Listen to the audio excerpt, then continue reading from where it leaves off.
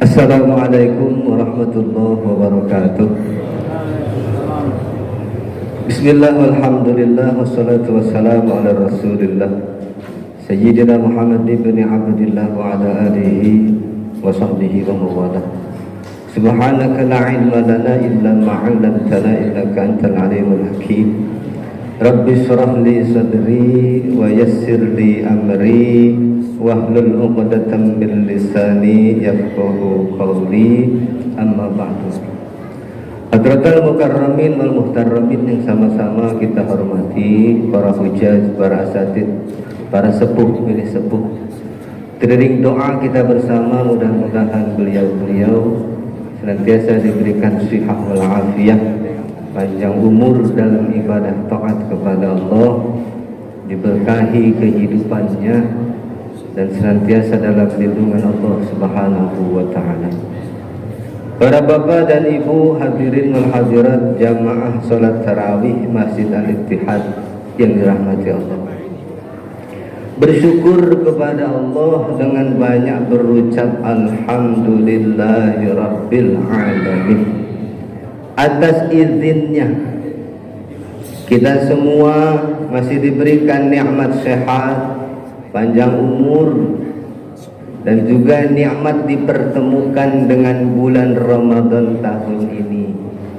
Bulan yang penuh rahmat, bulan yang penuh dengan ampunan, bulan yang semua doa dikabulkan, dan bulan yang semua amal ibadah dilipat gandakan. Mudah-mudahan kita bisa mengisi Ramadan tahun ini dengan ibadah-ibadah terbaik kita, sehingga Ramadan tahun ini menjadi Ramadan yang terbaik dalam hidup kita. Bapak dan Ibu hadirin wal hadirat yang dirahmati Allah, ada satu pertanyaan, kenapa kita sampai kepada bulan Ramadan? Ada enggak yang pernah bertanya kenapa Allah menyampaikan kita kepada bulan Ramadan? Ramadan bukan hanya tahun ini, puasa bukan hanya sekarang. Kemarin-kemarin, tahun-tahun yang lalu sudah ada Ramadan. Bahkan sebelum kita ada, Ramadan sudah ada. Dan puasa pun sama. Puasa bukan hal yang baru. Pertanyaannya, kenapa Allah menyampaikan kita dengan Ramadan? Setidaknya ada dua jawaban. Yang pertama, ini sebagai muhasabah. Mungkin dosa-dosa kita terlalu banyak, sehingga Allah pertemukan kita dengan Ramadan agar bisa menghapus dosa-dosa kita. Yang kedua, mungkin amal kita terlalu sedikit, sehingganya Allah masih mempertemukan kita dengan Ramadan untuk memperbanyak dan melipat gandakan amal. Itu dua jawaban kalau kita mau bermuhasabah. Bapak dan Ibu hadirin wal hadirat yang dirahmati Allah, puasa itu adalah ibadah yang aneh. Mungkin belum ada ustadz yang bilang, belum ada ustadz yang kultum yang mengatakan puasa itu ibadah yang aneh. Tapi pada malam hari ini saya katakan bahwa puasa itu ibadah yang aneh. Kenapa tidak aneh? Di mana anehnya? Orang gak ngapa-ngapain tapi bernilai ibadah.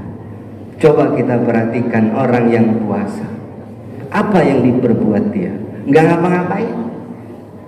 Terkadang dia cuma nonton TV, terkadang dia cuma tidur, terkadang dia cuma main, baca buku, sekolah, aktivitas kerja dan lain sebagainya, atau cuma duduk gak ngapa-ngapain. Tapi kalau dia puasa, itu bernilai ibadah. Tapi puasa yang aneh ini, yang orang nggak ngapa-ngapain tapi dapat pahala, diakui oleh semua agama. Karena semua agama ada puasa. Bapak dan Ibu hadirin wal hadirat yang dirahmati Allah, ibadah puasa adalah ibadah yang pahalanya tidak ternilai dan tidak melalui proses malaikat, langsung Allah yang balas. Karena malaikat itu tidak mengetahui semua yang diketahui Allah. Pengetahuan malaikat tidak seperti pengetahuan Allah. Makanya kata ulama, kalau zikir agak dikencengin dikit, biar malaikat tahu kalau dia sedang berzikir. Kalau hanya hatinya yang berzikir, Allah tahu, tapi malaikat bisa tahu, bisa enggak? Pengetahuan malaikat tidak seperti pengetahuan Allah.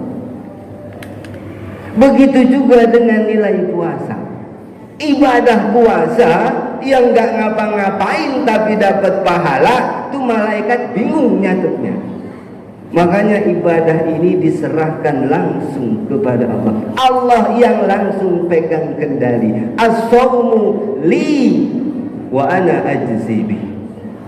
Ma'asyiral muslimin rahimakumullah. Kemudian yang ingin saya sampaikan, bahwasannya dunia adalah ad-dunya zillun zail.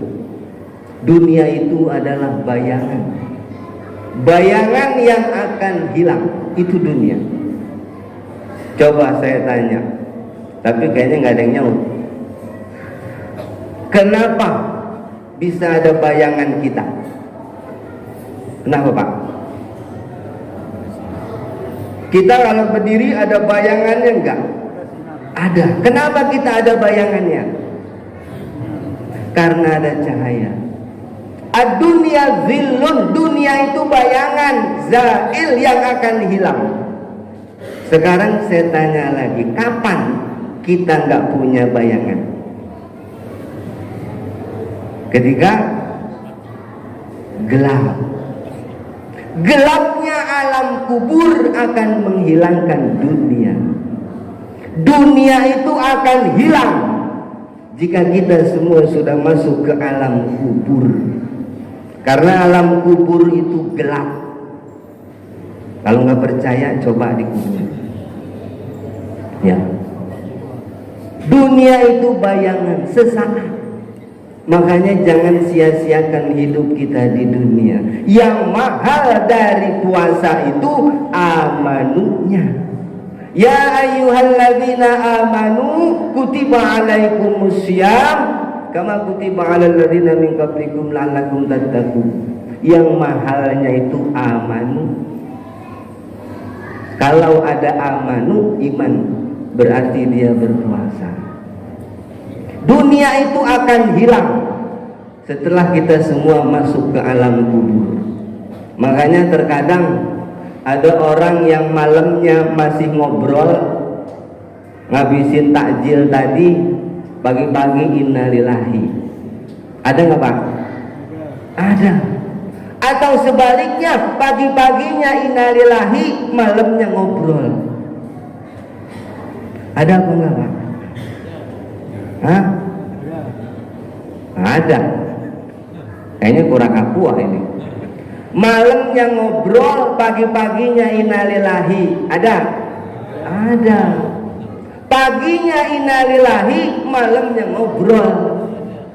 Ada? Kagak ada. Itu namanya memedi. Ya. Bapak dan Ibu hadirin wal hadirat yang dirahmati Allah. Jadi puasa itu adalah amal yang tidak terhitung. Jangan sia-siakan mumpung kita masih ada di dunia. Dan pada malam hari ini saya kedapatan tema anak yang menjadi qurrata a'yun. Kalau secara harfiah qurrata a'yun itu pangbubungah panon. Pangbubungah panon itu yang enak dipandang, menyejukkan hati. Zohiron wa batinan. Fisiknya ganteng kalau cowok, atau cantik kalau cewek, akhlaknya baik. Itu qurrata a'yun. Kira-kira ada nggak yang begitu? Susah ya. Anak yang menjadi qurrata a'yun, kelak ketika kita semua sudah berada di alam kubur, baru kita bisa merasakan betapa berharganya punya anak qurrata a'yun. Ya Pak ya. Halo. Ya. Mudah-mudahan apa yang saya sampaikan ini bisa bermanfaat. Ya.